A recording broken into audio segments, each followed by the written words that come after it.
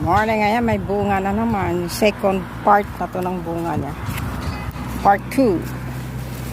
Ayan, ito. Yung ganito palang kaliit. After 1 month na harvest ko na.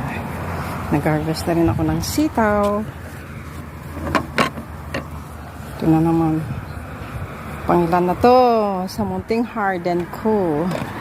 Kahit yan lang. At least may pagkukunan. Mag-harvest na rin ako ng ito na, marami na oh. Masarap pala ito yan oh. Yung bulaklak ng kalabasa. Masarap lagay sa egg omelette. Gawing egg omelette. I-chop-chop siya. Tapos i-mix sa itlog. Tsaka may spring onion. Ang sarap. Ayan, dami ko ng saluyot oh. Mag-harvest na naman ako ng saluyot.